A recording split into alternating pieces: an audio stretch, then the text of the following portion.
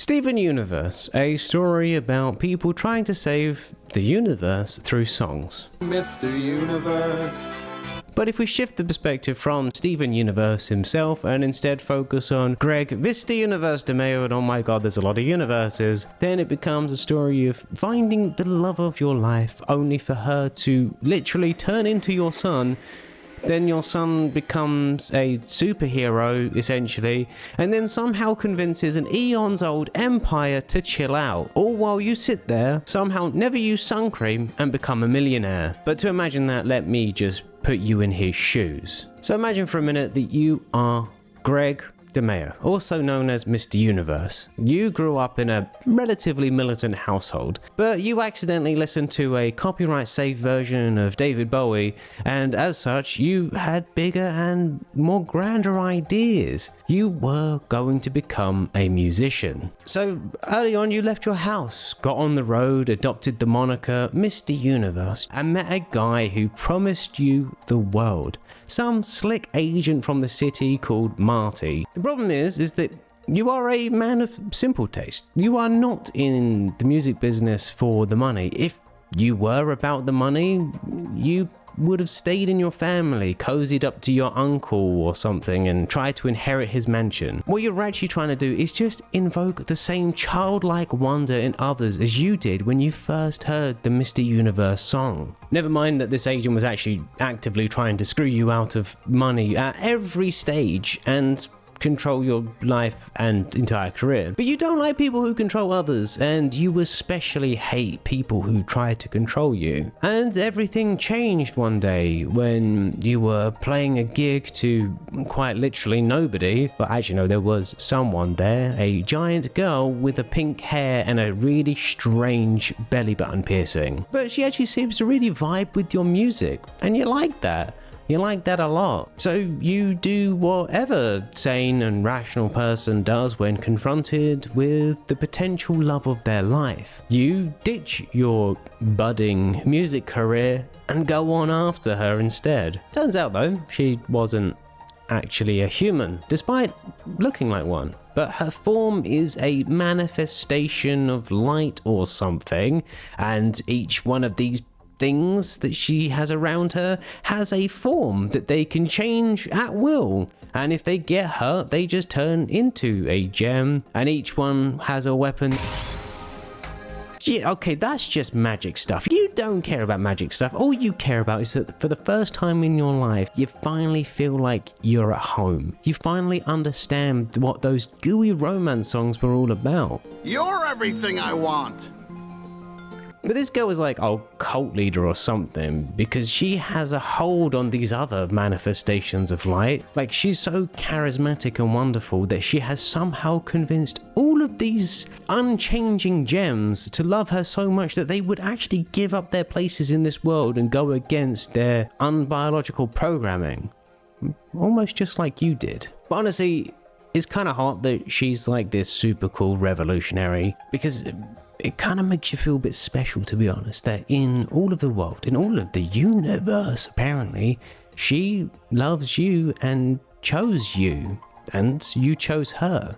You even get to play music with her. Kind of get a little bit obsessive, actually, but that's because you never thought someone so incredible could ever love someone like you. Living with her is interesting, to say the least. She has absolutely no idea how humans function. She lets a baby climb a Ferris wheel and went on and on and on about how she didn't know what babies were. Gems are weird, man, and her friends, okay, they're alright. Pearl was a bit uppity and a bit possessive about Rose for some reason, almost like she loves her or something. Garnet is just quiet, and Amethyst is probably the only half normal one. At least she eats. That's the only thing she does that's human. But one day Pearl tells you that you are just a phase. I'm sorry, and that Rose only likes you because you are a human. So you try to fuse with her, so that you can show her that you're just like a gem. But then you start to see it. She's patronizing you at every turn. It's almost like she doesn't actually love Greg Universe the person, but Greg Universe as a human. And it kind of breaks your heart. You really thought this was your first adult relationship. Good lord, she is thousands of years old. You thought she'd at least be a little mature by now. You really are an alien.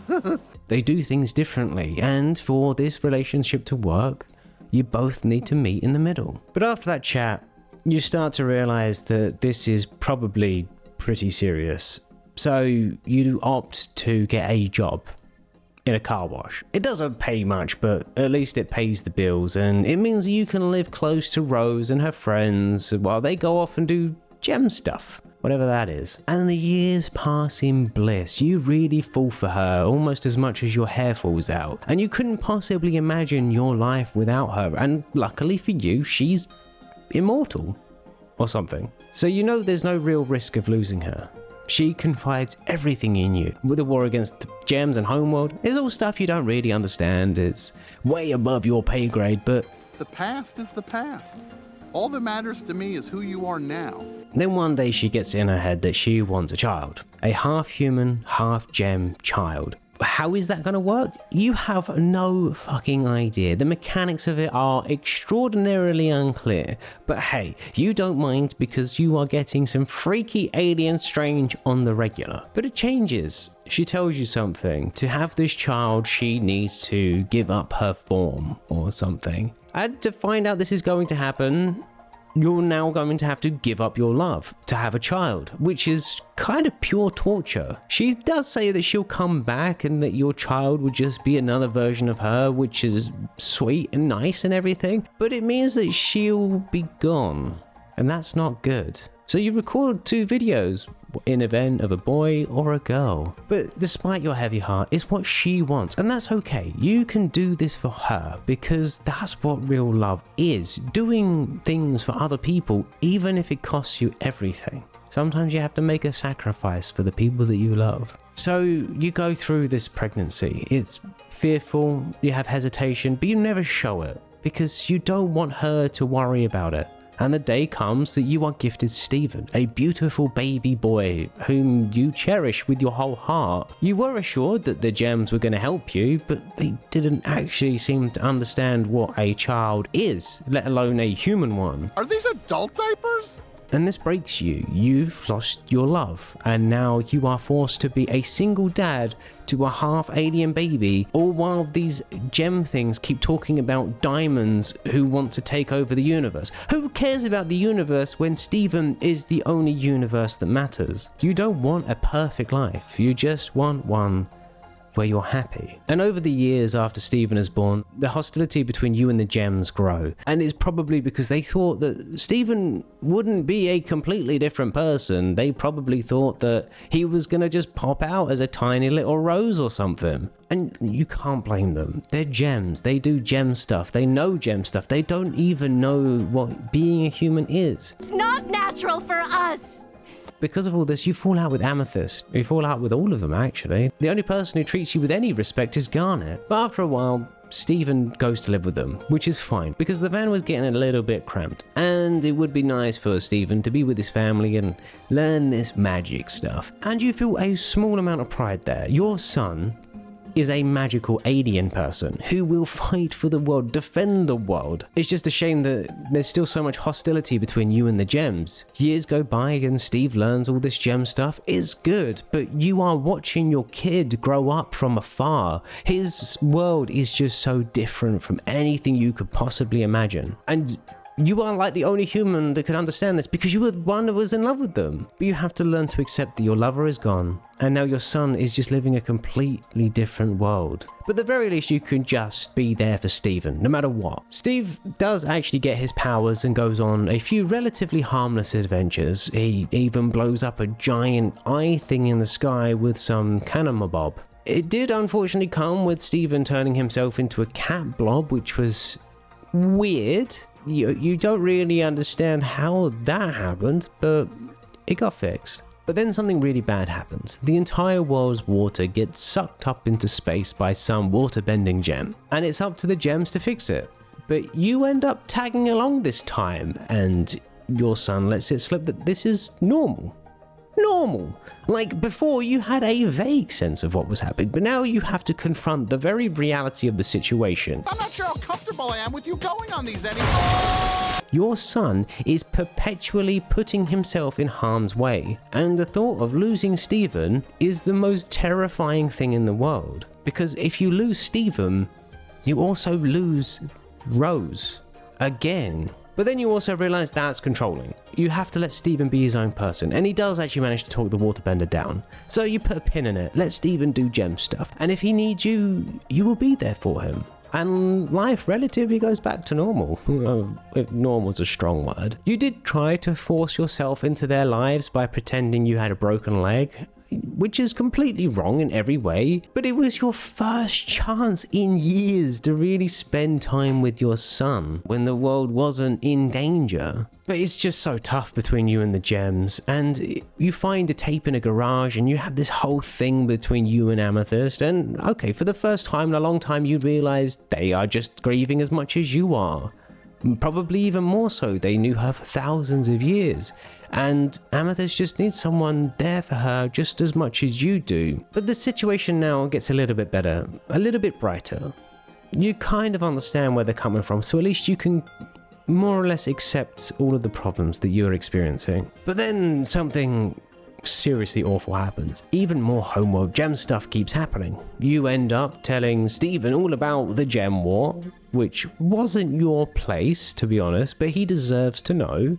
And Stephen and the gems have this big old fight and actually completely beat off these homeworld gems. And you are super jazzed about it. Your son saved the world. Yes, he has a little black eye because of it, but that's okay. That's just what happens. But that's not actually what happened. Stephen and the gems didn't save the world. And now more gems are coming to Earth to try and kill Stephen. Your biggest fears are now realized. Stephen is in very real existential danger and you are completely powerless. But you can't do anything. You can't control Stephen and tell him what he can do. You want Stephen to be his own person. You want him to do his own stuff. But you also do have that paternal drive to want Stephen to live in this world with you. And now he's telling you that there is a fusion rampaging in the ocean held down by one gem who was previously an enemy. Like, how are you supposed to feel okay about this? It feels like the whole world could literally end at any moment, and the only thing holding it together is your teenage child who isn't actually holding anything together at all. But your son, he does end up in love with a girl, which is honestly just adorable. You went on a little mission with her a little while ago, and you kind of expected it, but what you didn't expect was them to learn to sword fight and then become a 6-foot tall person, saying they're a fusion of Stephen and Connie. And at this point, that's pretty par for the course, honestly. So Stephen confused with humans, and yes, that reminds you of trying to fuse with Rose or something you were never actually able to do. But then again, you have to confront this reality that you are alone. You only have your car wash and your wistful memories of your music career, and you have a son who is living a very incredibly bizarre life where he can become his girlfriend and fight powerful creatures that could destroy humanity in a heartbeat. Actually, you find out later on down the line that Stephen and that one that tried to kill him and take him back to Homeworld are actually chums now, which is something you have to grapple with. And that blue one that sucks up all the water is also a friend now, sort of. So you have to do what any decent human being would do when trying to help two people that had previously tried to murder your child. You give them your family's barn. But this is your world now, to watch enemies become friends, to watch people who tried to kill your child become his allies. But hey, maybe if you're nice to them, maybe they won't try to destroy the world again. Anyway, you find out a bit later that your old manager actually sold your best song as an advert. And now you are filthy, filthy rich, which is a surprise to be sure, but it's not as if it makes your life any less weird or lonely or really changes anything. Although people do keep asking you if you're going to buy sun cream now. But Steven is still a gem, and you are still a human. Yes, you have millions of dollars now, but your son is now fighting godlike space dictators. How can you be useful? Still, it is nice to think that your music is being appreciated, and that your talents haven't been completely wasted. And Steven and you decide to go on this trip, but he wants to take Pearl along. Let's bring Pearl. What? Which is not something you're particularly warm to. Pearl is like that one gay friend who is desperately in love with their straight best friend, and you were the straight best friend's partner. Plus, you don't really ever think that she accepted Rose leaving, and she blames you for it. Honestly, it must be hard to reconcile. Gem emotions, especially ones like Pearl, move slowly, and they probably just don't understand grief all that well. Pearl, and don't forget Mom. Sometimes your boy is the most tone-deaf creature in all of history. But you guys have this charming weekend getaway in Empire City. You get to flash your cash for the first time in your life. But it's all cut short when you try to dance with Pearl. And as a consequence, she doesn't come back. So you guys go to sleep. But you are very quickly awoken by Pearl singing to herself a heartbreaking song about her love for Rose and how much she misses her. And you then have to confront the idea that you ruined a thousands-year-long relationship. Yeah, you have Steve now, and Pearl loves Steve more than anything. But she lost Rose, just like you lost Rose. And these feelings for her are probably impossible to quantify. Rose gave up herself, gave up Pearl, gave up the entire crystal gem life because she wanted to have Steven. And that only happened because you met her. How are you supposed to feel about that? How can anyone feel about that? No wonder she hates you. You stayed, you took Rose from her, and now Rose is gone. And while you mull over some cherries, you mourn the fact that you did this. There is no amount of money in this world that you can spend to make this better. This fancy hotel and bar is just a reminder that now all you have is dollar bills and a broken heart. Oh, great, you have to deal with this situation. And Steven is quite on the nose with the music choice this time. Why don't you talk to each other? But it turns out she wasn't actually upset with you staying, but that Rose loved you instead of her. Which actually makes you think you and her both loved the same person. That same beautiful, strange, stubborn... Pearl actually might be the only person in this world who truly understands you. It's over, isn't it? It's over, isn't it? Anyway, the gem stuff progresses.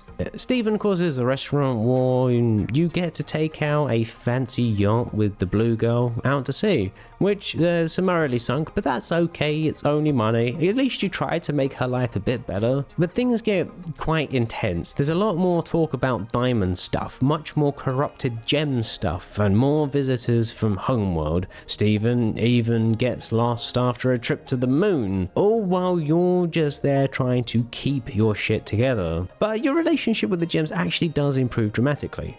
Rather than seeing you as some byproduct of Steven and a permanent scar of their loss and grief, they now start to see you as a friend, which you appreciate because you do not want to actually come between Steven and the gems. It's important that Steven leads his own life and this is his family. Surprisingly, your cousin comes back, and that's just a doozy. Your cousin barely recognizes you and is upset that you're giving your family farm to aliens.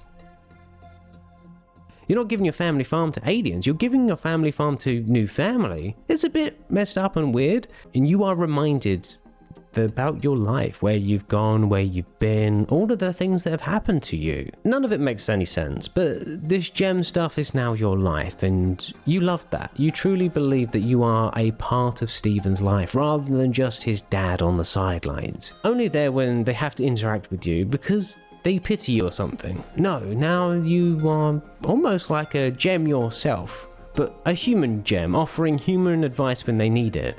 And that's the point. You are a human elder. You have the human touch. They might have 10,000 years. You have human wisdom, something Garnet doesn't even have. But then Steve has this weird dream and tears don't stop flowing from his eyes, and he wants to go to Korea. But the gems won't tell me anything about it.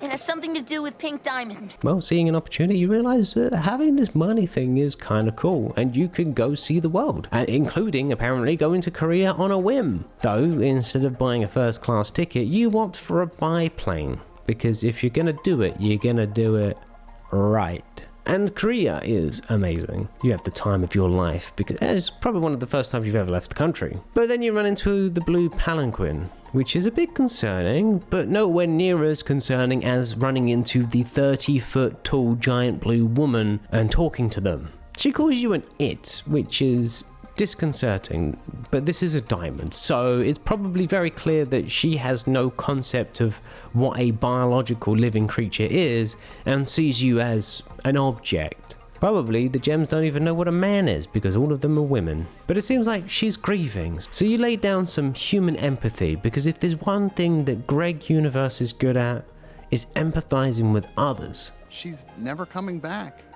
That feeling can be so hard to be okay with.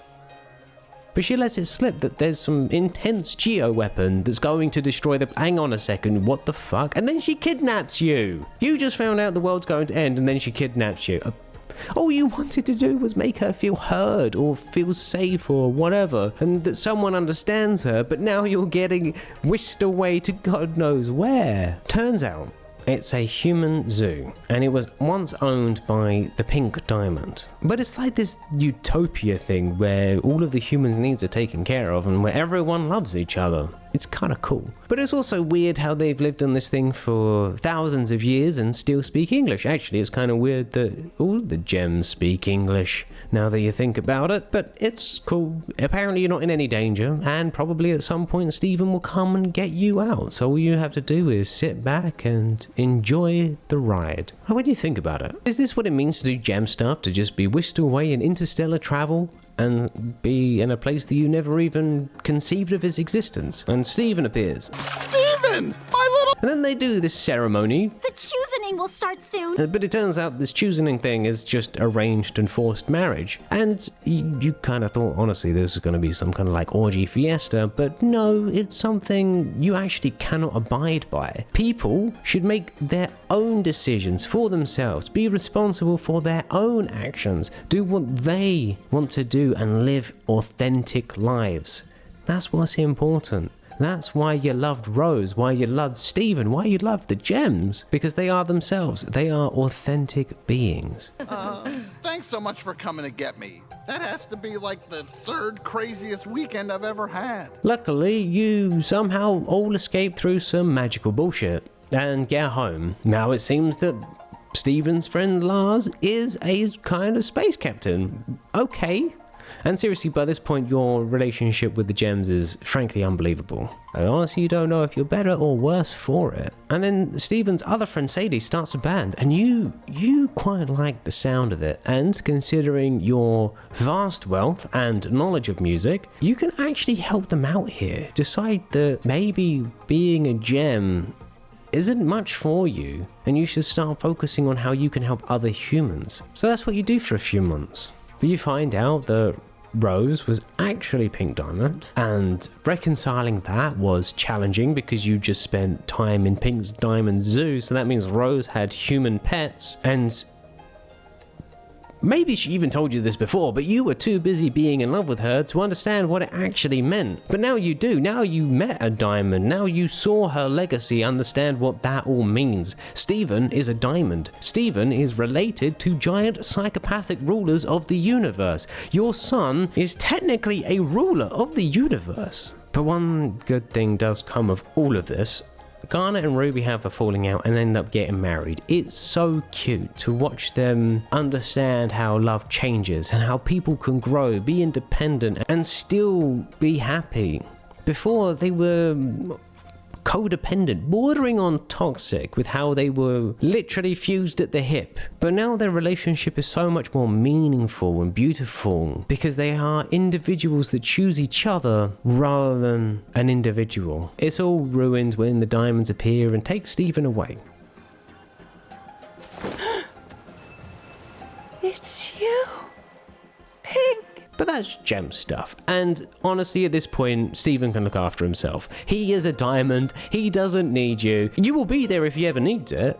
But you won't worry about it because Stephen has proven himself to be more than capable of handling any situation and befriending literally anyone. White Diamond doesn't even stand a chance. And a Melon appears, a Stephen Melon, asking for help. No worries, Greg Universe is to the rescue. And you sort it all out, and not a few days later, the diamonds appear. Because of course they do, because your son is one of the greatest beings that has ever lived. And now you know why Rose had a child, why Rose gave up her life for him to exist. Because she knew that with you and your mentality and your humanness, he needed you as a father to teach him the human ways, your human ways, where you ask for nothing, you expect nothing, you try to help where you can, and you always do what you think is right and treat people with kindness. You accept people just for being themselves and to allow others to be individual, because being an individual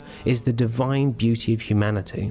Something that gems didn't understand. For them, to be a gem is to be fixed in a collective. But Rose challenged all that, and then Stephen challenged all that. And with you and Rose as his parents, he really did change the world. Anyway, thank you so much for watching. If you like the video, please give it a like and consider subscribing. This was Alexander Colburn's video idea for his membership perk. Thank you, Alexander. Thank you for your patience as well, mate. Like, honestly, I really appreciate you being patient with me. I know this one took me a long time, but yeah, I understand I probably missed a lot, and I understand that probably some really hardcore Steven Universe fans probably like, why didn't you include this? Why didn't you include that? Because originally this script was like fucking 7,000 words, so I had to cut it down to get it to a palatable length. So I just covered what I thought was like the main and like what I thought was important. Anyway, I just want to shout out my members real quick, especially Good Old Granite, Alexander Colburn, and of course Lavender, Zala, Toasted Bread, and Alan. Thank you. Have a great day and have a great life.